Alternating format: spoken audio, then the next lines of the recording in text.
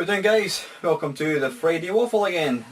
Once again, I'm actually recording this on Thursday because by the time you watch this I will hopefully be drunk in a pub. Yeah, I'm going out with my mates tomorrow night. Don't go out to the pub very often, lucky if I'm out twice a year I think. So yeah, we're heading out tomorrow night, so I thought I'll get the waffle done tonight and then I can release it tomorrow. So yeah, trust you've all had a good week. I've had another really busy week, but I'm delighted to say that the person that I was covering for on holiday has now returned. So it's like, it's a big weight off my shoulders, but I'm actually quite proud of how well I actually coped, you know, considering how kind of new I am to the job. So anyway, yeah, right. I say this every single week and I really do mean it this week. This is going to be a very short waffle. I don't have very much to say at all. The questions, apart from Kevin down the rabbit hole, the questions have completely dried up. So yeah, before I start, and I apologise now if this is inappropriate. I don't know if I mentioned it before, but I've got a good friend who had cancer many years ago. He underwent an operation and he was almost cured of it. Then last year it returned and he's got a further operation, and things seem to be going really well. However, in the last couple of weeks he was feeling unwell. So he went to the doctor and they sent him on to the hospital, and it turns out that the cancer has returned. They've told him that they can't operate. They can give him chemotherapy, but they have said that they're not hoping, or they're not, that's the wrong phrase, they're not hopeful that the chemotherapy is going to make any difference. He asked, how long are you talking about? And they said probably months, not years. So yeah, I just found that out last night. I've got to say, when I heard the news I was pretty upset. I mean, he's only, I think he's about 41, 42, he's certainly younger than me. You know, far too young. You know, he's got two little kids. Two young children, both younger than Ava. He's married, he's got two young kids. I can't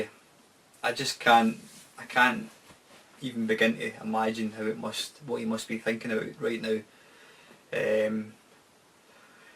Yeah, you know what, I mean, that's life. You know, life has got a habit of dealing you body blows just when you least expect it. Not that there's ever a good time for something like that, but it just makes you think. You know, we complain about stuff, we complain about a package going missing in the post, we complain about your phone not getting 3G, we complain about, you know, the price of petrol, we complain about, God, whatever, being outbid on eBay, you know. But see, when you hear things like that, it just puts everything into perspective, and you really do think, you know, you've just got to appreciate every moment that you have with good health. So yeah, apologies guys, for I know it's got nothing to do with gaming, and you know, if you're new to the channel, you're probably wondering what the hell is this guy talking about. But obviously there's quite a few people who regularly watch the videos, and I'm sure they appreciate what I'm sort of saying. So yeah, obviously my thoughts are with him and his family, but what can you do? It's a good thing. I know him through this gaming forum, and the forum is quite a close community, and I don't mean that in a bad way, but it's the same people have been on the forum for many years, and we've got this certain sense of humour. I mean, you know, we all get the piss taken out of us all the time about stuff. And even serious stuff, we always sort of have a laugh. So you know, when my mate told us the news yesterday, we were joking about stuff. You know, and you know, somebody maybe going in and reading reading what we've put in might think that's bang out of order, but you know what, I know he appreciates it. You know, that doesn't change the fact of his illness. So if we can make it, if we can lighten it and put a bit of humour in, then, you know, that's got to be a good thing. So yeah, like I said guys, sorry for that one, but I just wanted to get off my chest. You know me by now, I do tend to talk about stuff that's close to me. So yeah, on a more upbeat, light-hearted topic, I don't know if you've watched the video. When did I make it? Yeah, was it yesterday? Yeah, it was yesterday. Daffy Duck and the Great Paint Caper. Yeah, Great Paint. That was good memory as well. If you've watched my video, you may have listened to the story behind this game. It was a game that was going to get released by High Tech Software. They were quite famous for doing kind of cartoon tie-ins. I think they had a contract with, is it Hanna-Barbera or whatever it was, Looney Tunes. So they used to bring out all these kind of cartoons or games, computer games, based on cartoon characters. Now this one particular game, this Daffy Duck game, I mean I had moved on, you know, I think I was on the PC at that point, or the Amiga, whatever it was, but this game, it was reviewed by Zap64 and it was given immense ratings. You know, they were praising it for the graphics. It was apparently a multi-load game. It was going to be the biggest and best game that they'd ever done. And lo and behold, just before the game was released, the company went into liquidation, and consequently the game never ever saw a release. So it became one of these games, games that never was. There's quite a few games like that. And over the years, it's become one of these games. There's a group of people who, they basically make it their mission. They're so much into their sort of like computer games, they make it their mission to try and track down source code. They want to try and find the game. And these, I mean I don't know names or whatever, but there was these few guys that just basically made it their mission to try and see if this game existed in any form. And it's been going on for 25 years, mostly obviously getting nowhere, you know, dead ends. They're speaking to the magazine that reviewed the game, and they said that the magazine binned all the copies of the game, or binned their copy. They tried every single avenue, and you know, they've virtually given up hope. And then lo and behold, this year, one of the programmers, I think he was in his loft, he found a box of floppy disks for the C64, and he let them, he gave them to these couple of guys, and they managed to get the data off the disks, and lo and behold, they found all the levels for the game, and they were able to piece the level together and create a working game. And that's the game, Daffy Duck and the Great Paint Caper. So it's a game that has been, it's basically been like the Indiana Jones and the Holy Grail, whatever you want to call it. It's been one of these things. These guys have been searching for it for all these years, and they've finally done it. As it turns out, it's actually a pretty good game. I was actually playing it at lunchtime, believe it or not. I mean, I did make a mashup of it yesterday, but I was actually playing it earlier on today. It's really good, excellent music, graphics are to die for, utterly superb game, so it's definitely been worth it. But I just think it's incredible that there are people that are willing to go to these lengths to play games, you know, and it's testament to their excuse me a second, sorry about that guys. Yeah, what was I saying? It's you know, it must be an amazing feeling for these guys to, after all that time, to finally get what they were after. And you know, as I was saying, it's incredible that there's people that are willing to that are so dedicated to one thing like that. I just think it's incredible, and it's certainly, as I say, the game itself is really good fun and definitely worth the wait. So good on them. Right, yeah, you've probably seen my little BB-8 thing. Where is it? Let's go and get him again. Here he is here. Now, excuse me. when I first got it, I tried it for a very short time and I really couldn't get really anywhere with it.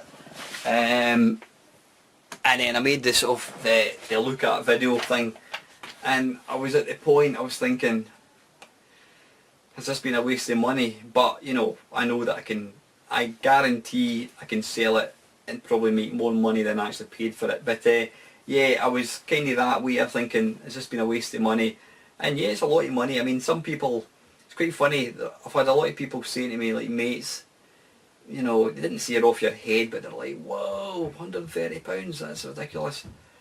But, you know, you go out in the town on a Saturday night, get a couple of taxis, you know, go to the dancing, not that I'm going to do that, easily spend £100 on a Saturday night, easily. People don't think twice of spending £150 whatever on a games console, so you know you're paying for the technology of the thing, and I certainly don't regret buying it. I've since played about with it, and I've got to say I'm really starting to warrant it. I'm starting to, I wouldn't say I'm mastering the controls, not at all. I'm definitely getting to grips with the controls better. I can now control it, and I'm starting to sort of see it for what it is. It's an excellent wee toy.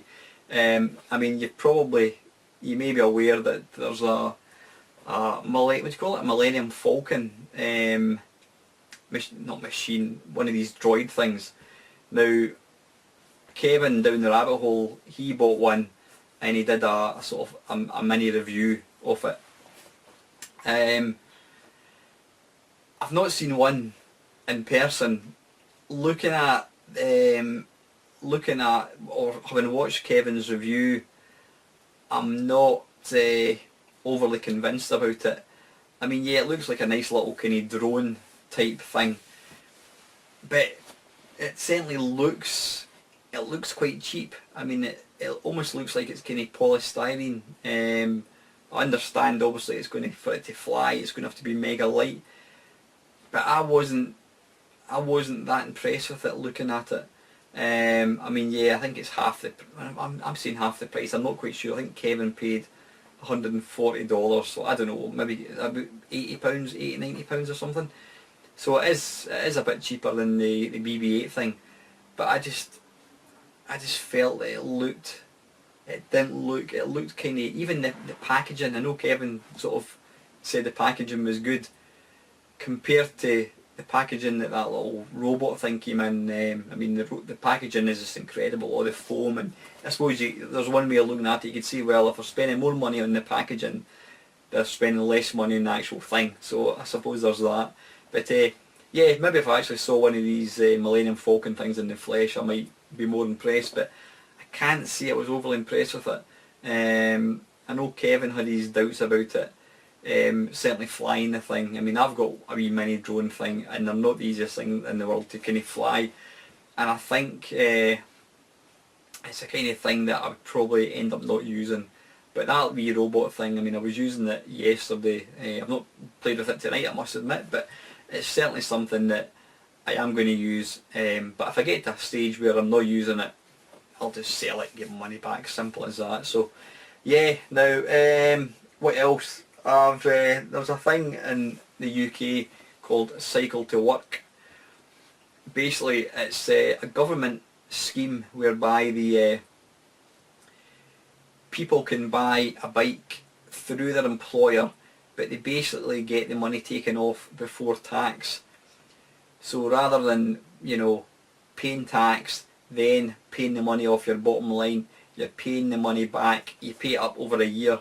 You're paying it back before tax. So it basically works out, whatever you borrow, you're only really paying back about 3/4 of the money, or in my case, 2/3 of the money. I'm saving myself about 30%.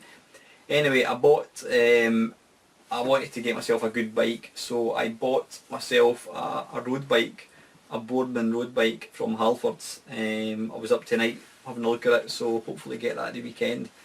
But I was online at lunchtime, and just to have a look at them, and as luck would have it, they were actually doing, although it's got £100 off it, they were actually doing a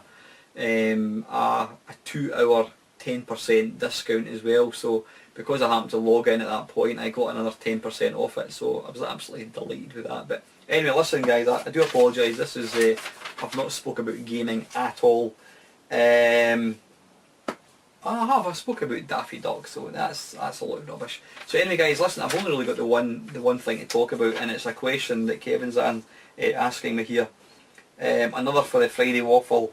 Hi Alan, I noticed on your Chums Talk Pish video. Oh, how can I forget that? Yeah, before I start, sorry Kev, before I talk about your question, Chums What Talk Pish.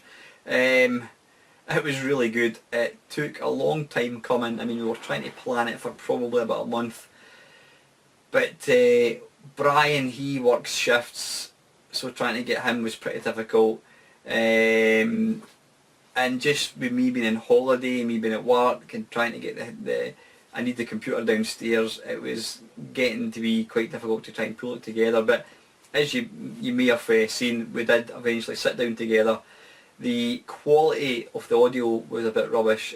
Jamie was using a tablet, I think, so the quality was pretty crap, to say the best, or the least, whatever way you want to say it. There was times where you just simply couldn't make out a word Jamie was saying. And Brian, I think he was using a headset. He was really muffled sounding, so that was a bit disappointing. But I managed to I trimmed it back. There was probably over an hour's worth of audio. I managed to, I think I took about 15 minutes off it to kind of get it into something that you could actually listen to. But yeah, the actual content I thought was excellent. Because we wasted so much time trying to get Skype working, Brian had to basically interrupt us and say, look, I've got to go, I've got work in 20 minutes. So that was the reason. It was a sudden kind of, oh, we need to stop now. But I'm definitely going to get the guys back again. If any of you guys, other guys, want to take part in one of these things, just put your comments below, let me know, and I'll quite happily get you on. I mean, it's something a bit fun. I would like to think this sounds arrogant, my way of rewarding you. That's total nonsense.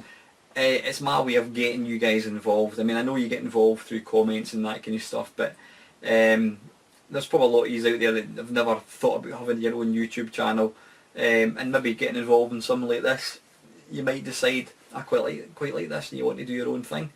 So yeah, if you want to take part in the Mamemeister and Chums Talk Pish, if you want to take part in a future episode, just let me know in the comments, and I'll certainly try and fit you in. Talking of which, my subscribers is up to 399. I was hoping it was going to tick over the 400 tonight, but it hasn't. It's getting stuck at 399. I think it was 398 earlier on, but it's now 399, so hopefully by the time you're watching this video, I'll be over the magical 400. I think I really need to do a special video for that one. I've never ever done a special video for any of my sort of milestones, but 400 is quite a good sum, I think.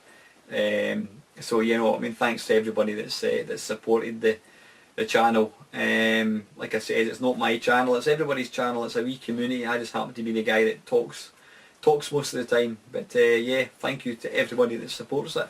It's been absolutely wicked. Yeah, back to Kevin's question. What is he saying here? Excuse me. I noticed on your Chums Talk Pish video you were trying out Cobra Command, one of my favourite arcade games. What is your opinion of Laserdisc games in general? Some people think Dragon's Lair is a bad game basically because it's just quick time events. Are you of that opinion, and do you consider Laserdisc games an important part of arcade history or one of the biggest gimmicks best forgotten? Ooh, you might not like what I'm going to say here, Kevin, but I would only ever give you my honest opinion. I'm not a fan of the games. I never really got to play them back in the day. I've got the ability to play them at home, and yeah, I mean, I'm going to, you know, I can only say what my opinion is. I would have to say, yeah, they are merely just, what did you call it? Time-based, quick time events. That's it. Quick time event. Yeah, that's it. You know, a bit of the screen flashes. You press the button. If you don't press it at the right, at the right time, then excuse me, then you lose a life or it's game over. I mean, I think you'd be hard pushed to argue that it's anything other than press a button at the exact moment. If you don't, or press it in the joystick in a certain direction, I think you'd be hard pushed to argue that it is anything other than that. So I'm not a fan of them. I mean, I've played them on my computer, and I think I've got them on my Mamemeister actually, and I can't say it's enjoyable at all. It's more a memory game. That's exactly what it is. It's a kind of memory game type thing. Were they a gimmick? I mean, what was it again? What was the second part of your question? What is your opinion of these games in general? Well, I've just told you. Some people think Dragon's Lair is a bad game because it's basically just a quick time event. Are you of that opinion? I would have to say, I wouldn't say it's a bad game. I mean, is it a game? I think to call it a game, it's a game in the very, very loosest sense of the phrase. I would think, there's no flexibility involved. It's either you press the button at the right time or you don't press it at the right time. I mean, I suppose it's a very, very simple game. It's not a bad game. I mean, I can remember seeing the game in the arcades, and yeah, it's a visually and audibly very, very impressive game, but that's because it's a cartoon. I mean, the Dragon's Lair, the start, the sort of intro scene to Dragon's Lair is absolutely iconic, and you know what? It's all part of this whole video games thing that we like. Were it not for things like Dragon Lair, we probably wouldn't have half the kind of games that we've got now. So yeah, it's as important to the video industry as Space Invaders, Pac-Man. And what was the last wee bit they said? Excuse me. Do you consider disc-based games an important part of arcade history, or a gimmick-based forgotten? Well, no, they are absolutely part of history. They may not have been. I mean, I can't speak from experience. Were they successful? I'm guessing Dragon's Lair probably was. I mean, I think it was like £1 to play back then, which was a lot of money. I don't even know when it came out. Was it late 80s? I think it was, maybe late. I don't know, late 80s. I'm guessing. Yeah, it was an expensive thing to play. I don't know whether it was actually a success or not. But like I says, even machines that didn't do particularly well and weren't popular, they're still all part of this sort of a rich tapestry that we call video games. And if they had never existed, then things would probably be different now. So yeah, I definitely do think they definitely play their part. I'm not a fan of them. I wouldn't really want to see them return because I don't really think they're a game as such. They're very, very basic. It's more like a kind of reaction type thing. So yeah, but you know what, obviously you enjoy them, Kevin, which is great. But perhaps if I actually had a chance to play them in arcades, I might think differently, but I'm not a fan of them. But I do still think that they weren't bad games as such, and they were an integral part of sort of video game folklore. So yeah, anyway guys, listen, I think that is it. Before I go, you've probably noticed, excuse me, you've probably noticed over the last couple of months that apart from the Friday Waffle, I've stopped doing some of the features that I like to do. I mean, I still do the Blind Mates Only, that's still going to keep going. I need to get John Studley in and get this interview done as well. The other sort of features that I've been doing, I still do mashups, which are my kind of bread and butter. They're going to continue. I've not done that was a year that was for a long time. I will try and get one put out at some point. It's just I've had other stuff to do. That was a year that was, where are we now? We're up to 1996. We're really, really starting to get into the sort of dregs. And I've made no hidden secret that I've not enjoyed making the last maybe 3-4 years, because none of the games were games that I particularly enjoyed playing. I never had any exposure to them. It's all beat 'em ups and sideways scrolling kind of beat 'em up type games. So yeah, I may try and get another one done at some point, but you're certainly not going to get one of these every week, and it's the same way that was the year that was, or sorry, Arcade Perfect My Arse. I will try and get one done at some point, but what I've enjoyed doing these last few weeks is just kind of making random videos. I mean, I did the, what did I do? I did the 10 worst budget games in the C64, and I've also done the 10 best budget games in the C64. So I'm going to try and kind of keep it, just put out random videos. I'm not going to restrict myself to sort of certain videos to make. Obviously the Mamemeister and Chums talk pish. I'm certainly going to get Jamie and Brian back on again, hopefully with better sound set up. But like I says, if anybody that's watching this wants to take part in one, just let me know and I'll certainly do what I can to get you in. But anyway, listen, I can hear the kicker off next door, so I'm going to draw this video to an end. I do hope you have a nice weekend, guys. As usual, feel free to like, comment and subscribe. And finally, thank you very much for watching. Thanks for watching my Mamemeister channel. Please feel free to like, comment or subscribe. You can also follow me on Facebook and Twitter.